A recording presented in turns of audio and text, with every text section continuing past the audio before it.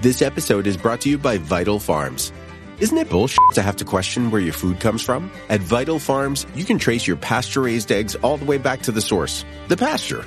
On the side of each pasture-raised carton of eggs, you'll find the name of the farm where your eggs were laid. And when you look the farm up on their website, you'll get a peek at all the sunshine, fresh air, and open space the hens enjoy. Learn more and find out where to buy them at vitalfarms.com. Vital Farms, keeping it bullshit-free. This episode is brought to you by Klaviyo, the platform that powers smarter digital relationships. With Klaviyo, you can activate all your customer data in real time, connect seamlessly with your customers across all channels, guide your marketing strategy with AI-powered insights, recommendations, and automated assistance, deliver experiences that feel individually designed at scale, and grow your business faster. Power smarter digital relationships with Klaviyo. Learn more at klaviyo.com/Spotify. That's KLAVIYO.com/Spotify. Welcome to the Human Capital Innovations Podcast, your go-to source for personal, professional, and organizational growth and development.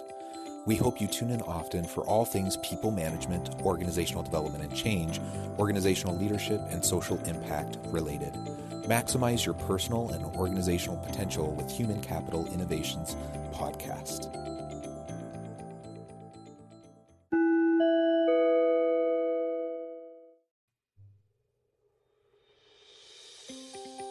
Welcome to the Human Capital Innovations Podcast. In this HCI podcast episode, I talk with Rick Davis about common gaps in leadership training and common leadership struggles in organizations.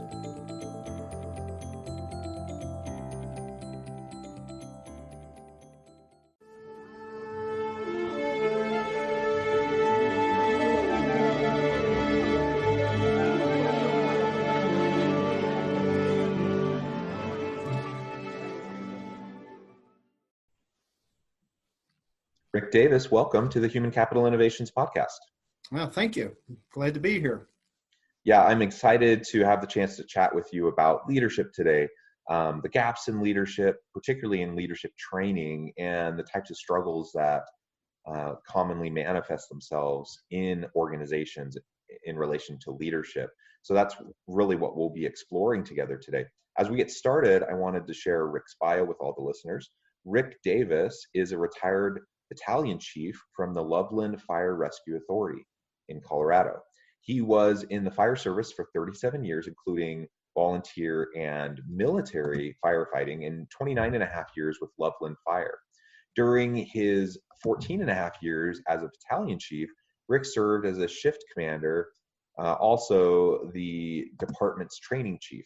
Rick is the owner of Impactus, cultivating today's leaders, providing leadership speaking, training, and coaching services. He is a member of the John Maxwell team and authored The Furnace of Leadership Development, How to Mold Integrity and Character in Today's World. Rick has a BS in Business Administration, an MS in Executive Fire Service Leadership, and is a graduate of the National Fire Academy's 4-year Executive Fire Officer Program. Rick is a veteran of both the U.S. Air Force and the U.S. Marine Corps. Such a cool background. I'm so thrilled to have a chance to talk with you and explore these topics in general, but also, specifically in relation to your background and experience in fire and rescue. That's just really, really neat. Okay, yeah, it's been a varied background for sure. Yeah. Any other anything else you'd like to share in terms of your background or framing for this episode? Sure. During my time here with Loveland Fire Rescue as a battalion chief, I had the opportunity, to run several programs. I ran our hazardous materials program, our special operations team, and one of the most enjoyable that I had, nearly 7.5 years, was our wildland firefighting program, which provided a number of different opportunities to build relationships beyond the organization and see different leadership styles across a wide spectrum beyond just local government, but including state government and also the federal government, because they're so heavily involved in wildland firefighting. Yeah, that's awesome. And I have some close friends that have a similar background to you, you perhaps might even know them. So maybe offline we can chat about that. But it's a really really neat background, and the crucible of leadership.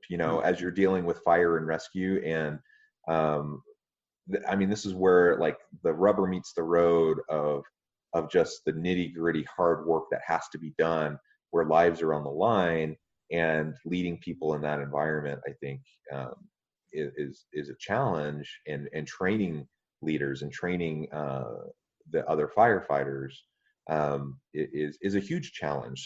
So it'll be great to have a chance to talk about all of that. So with your experience as a trainer within fire and rescue, and your work as a battalion chief, what are some of the biggest gaps in leadership training that you've seen over your 30 years?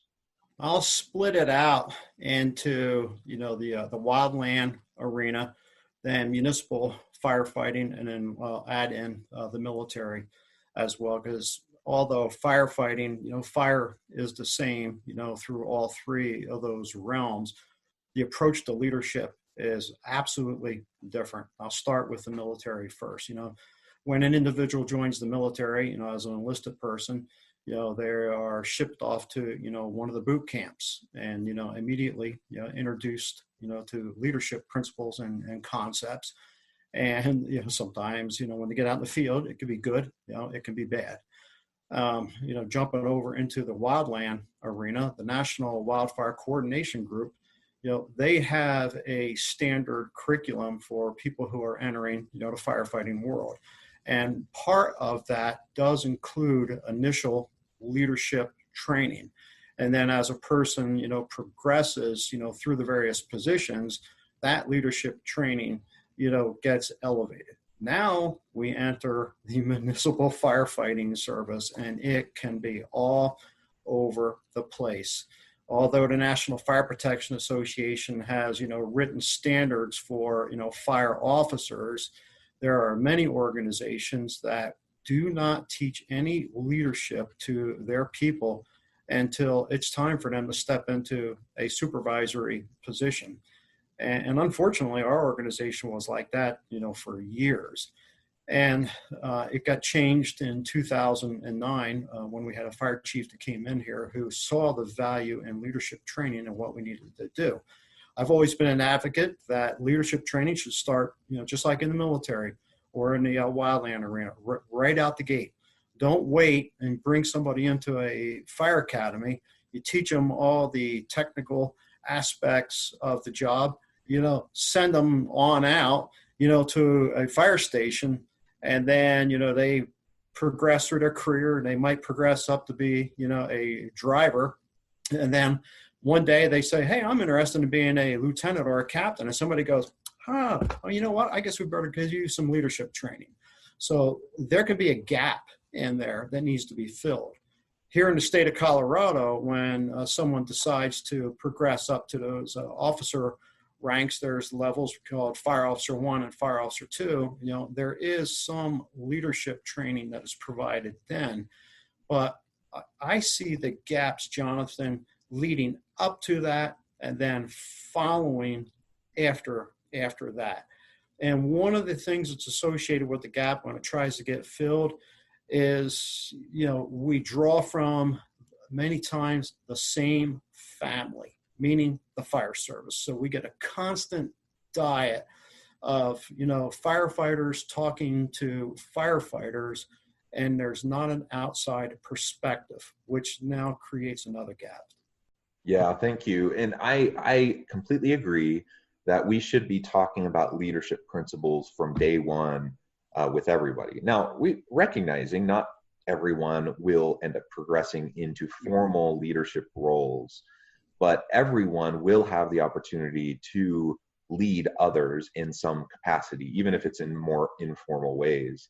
And so having at least the baseline understanding of the core principles, even if it's just for self-leadership, for self-mastery, those sorts of issues, I think it's really important that we talk about leadership early and often with everyone. And of course, if someone takes on a formal role, then there's going to be more preparation. There's going to be more training. You can have leadership development programs that are targeted towards, particular subsets of individuals that are high potential individuals.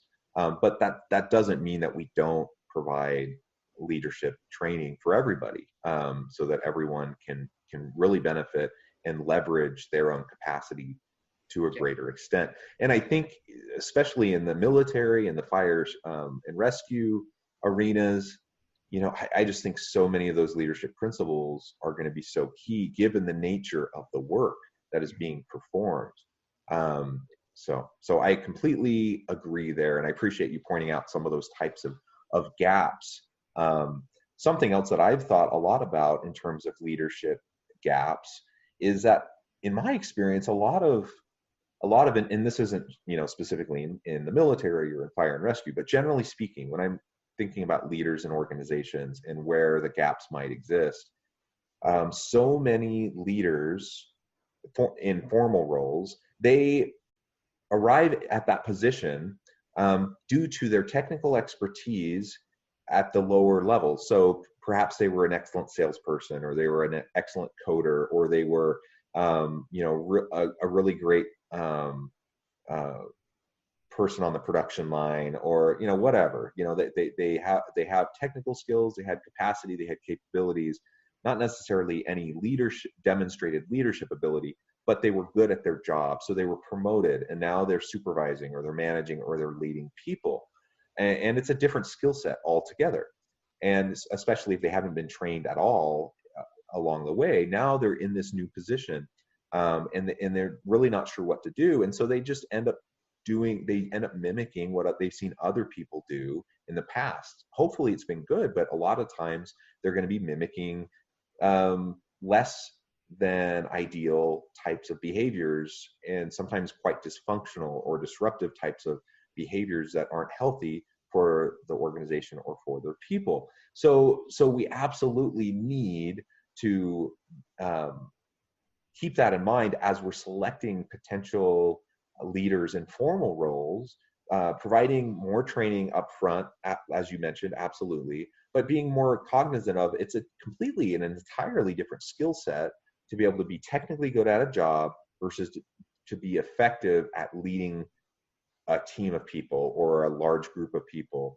The strategic thinking that's involved at that point, the ability to influence, the ability to effectively communicate and articulate core ideas, and to generate buy-in amongst a large group of people. These are all the types of skills that are needed, and frankly, a lot of leaders don't really have that, when they find themselves thrust into this new role.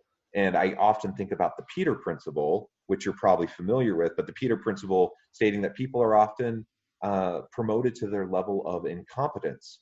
So, we get promoted because we were good at our job, but eventually you get promoted to a level where you're not good at your job anymore. And so you end up, if you're not careful, you can end up with a lot of people in a lot of positions where they're not actually very good at that position. They'd be better if they were one rung lower, doing what they did really well in the previous role. So these are all the types of things I think we need to carefully consider, that organizational leaders need to carefully consider as they try to staff their organizations, they try to create leadership training to better prepare the people in their organizations.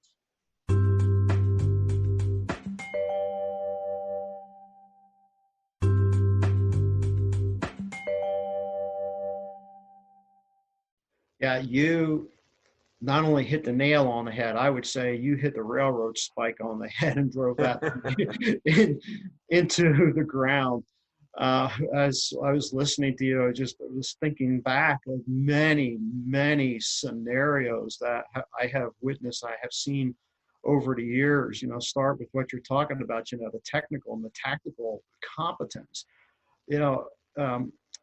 As I was a battalion chief, for a little over 14 years, I would have people on my shift that I had absolutely no question whatsoever about their courage and their bravery and their ability to pull up in front of whatever emergency was unfolding before them and they could very technically and tactically proficiently handle that calmly and coolly, no problem whatsoever.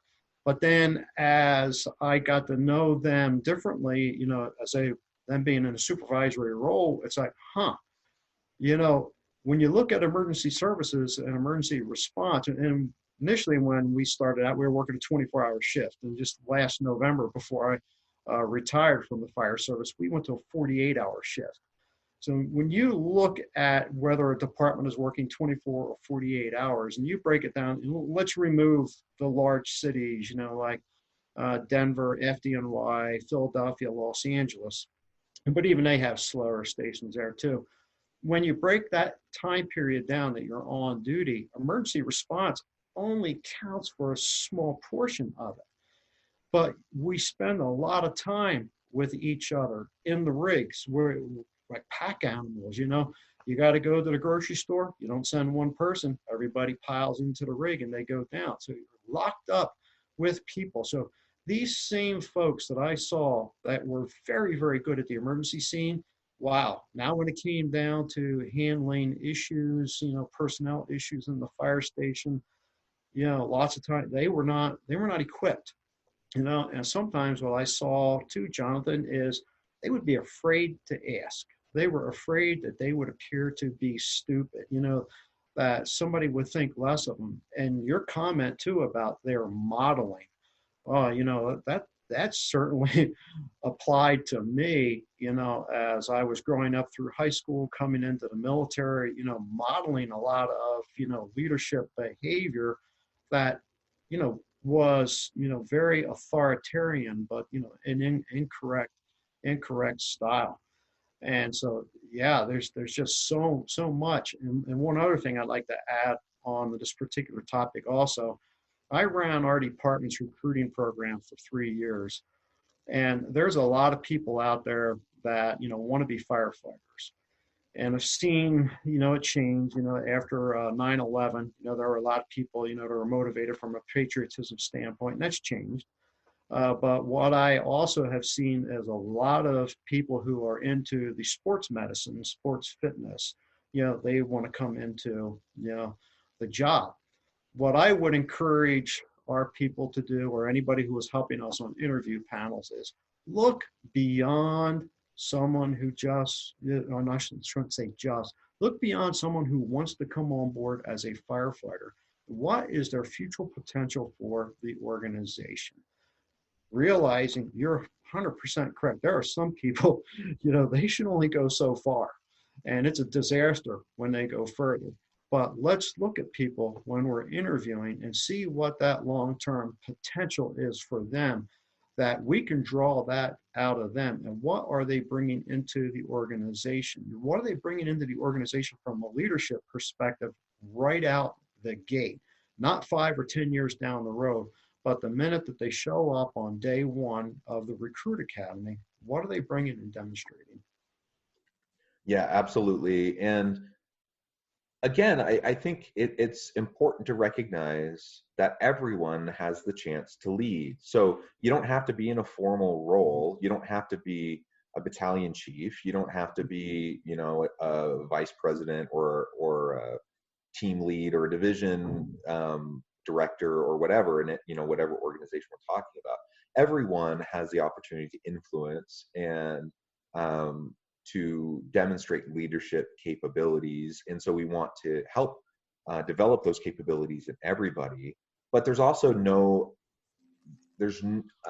shame in sticking to what you're good at, right? And so some people who just aren't going to probably ever grow into being a really great formal, like a leader in a formal role, that doesn't mean that they can't be awesome at their job. And you can help them develop their greatest potential within that sphere of their capabilities, and grow and be fulfilled, and they can still have opportunities to lead, just in less formal ways.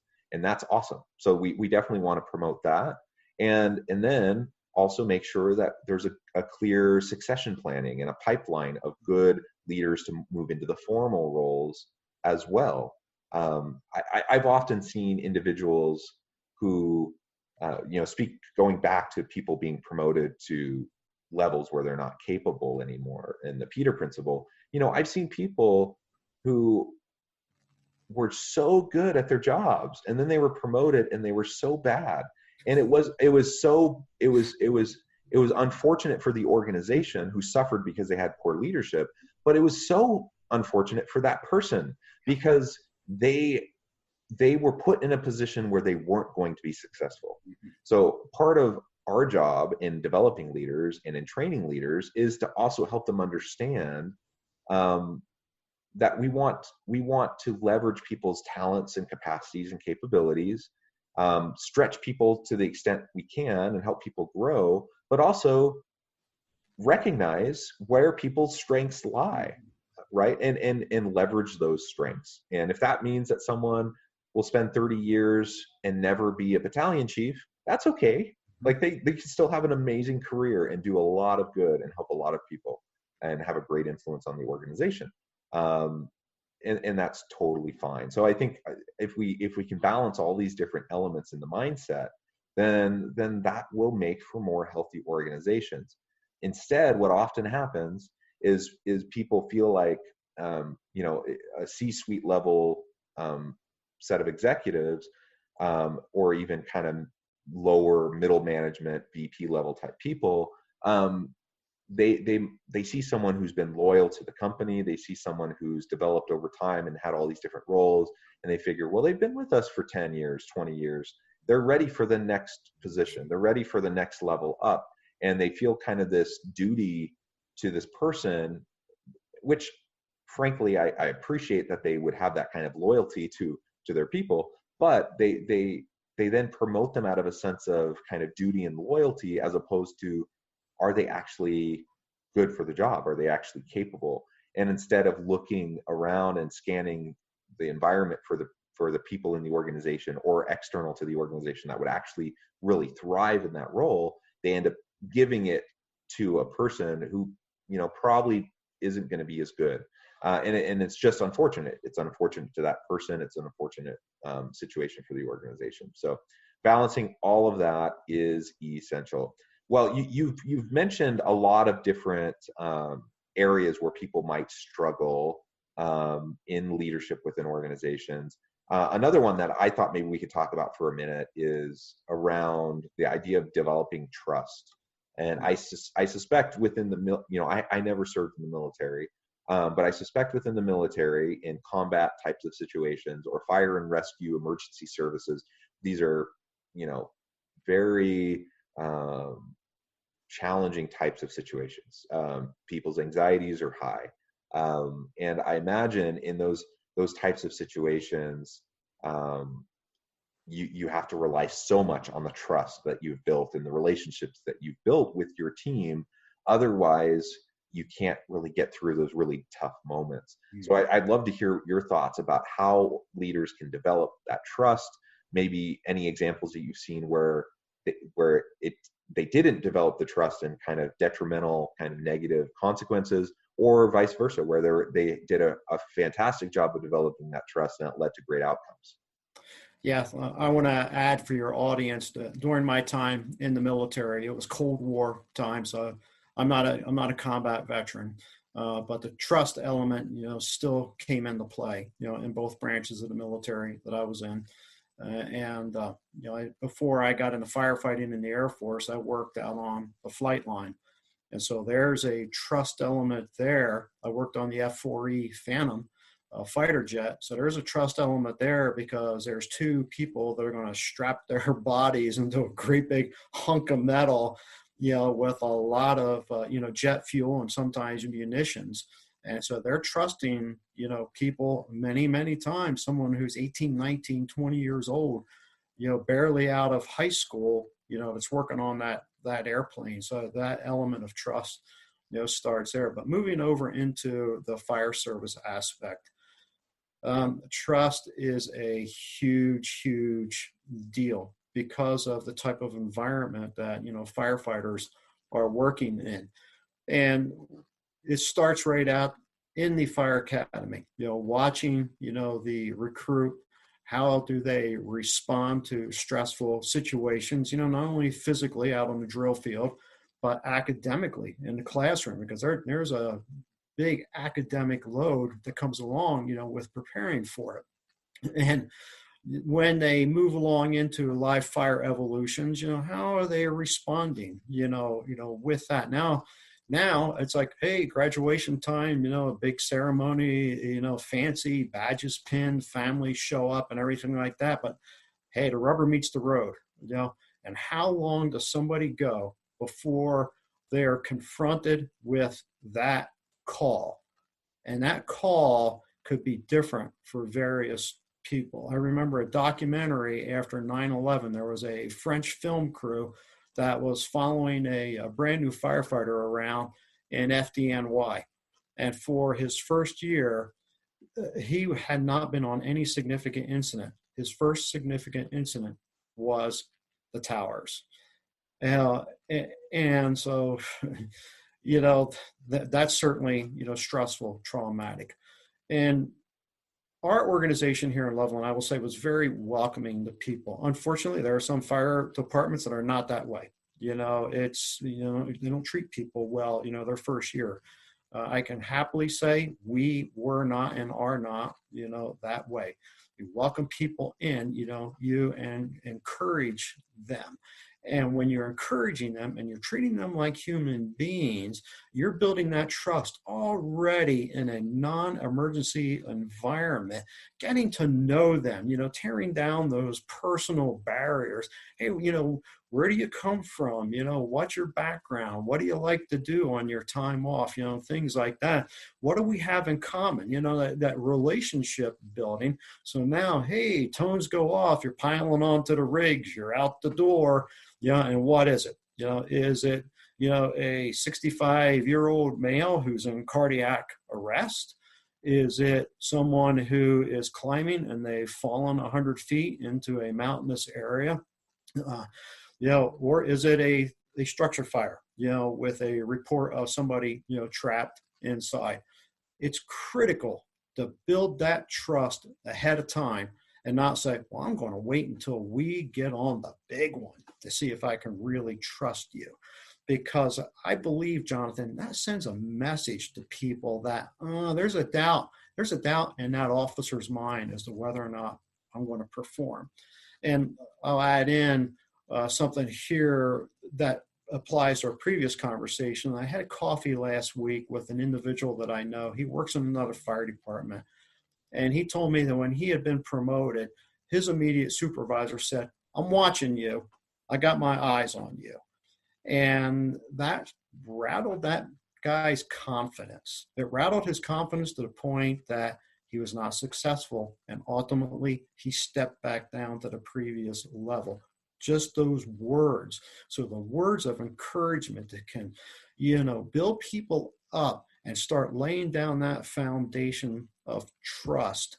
And it's like, all right, I know what they are capable of doing and that they can do this. And it's huge. I cannot overstate the value of building that trust beforehand, and then it plays out on the scene. And if somebody does get a little hesitant, when they're making a push into a building or, going off the edge on a rope, it's like, okay, these are some stressful, fearful circumstances. Don't belittle the person, pull them aside. Over my, time in the fire service, I've seen it in the past where, somebody's made a mistake or an error and oh boy, they're all over them. And all that does is just shatter them. That's not leadership at all. Yeah. Thank you for sharing those examples. Trust is so foundational to good leadership. And one of the best things we can do in preparing the next generation of leaders is modeling good, respectful, trusting relationships and developing those with them. And they'll be more inclined to do the same thing when they're in leadership roles, training them on how to be humble as a leader, how to build relationships and how to engender trust, how to show respect. These are the types of things that we need to do as we're working with people in any organization, probably particularly within fire and rescue in the military. Well, we're about out of time today, but before we close, I want to give listeners a chance to learn how to connect with you, so they can reach out to you if they need assistance or just to connect professionally and learn more about what you do. They can connect with me through my telephone number, which is 970-290-3092. They can reach me on my email, info@impactus, IMPACTUS, impactusleadership.com. And that's also my website, www.impactusleadership.com. That's how they can reach out and contact me. Excellent. Well, Rick, it has been a real pleasure talking with you today. I've enjoyed it. I really encourage listeners to reach out to Rick, get connected, find out what he can do for you and your organization. And I hope everyone stays healthy and safe, that you find meaning and purpose at work. And I hope everyone has a great week.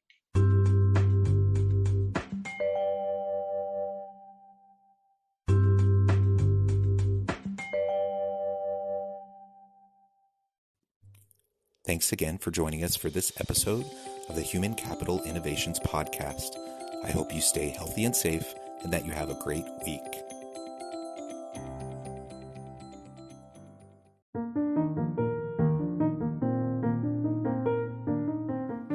Check out our new weekly LinkedIn newsletter, Alchemizing Human Capital, exploring industry trends via original research and interviews with executives and thought leaders from across the globe.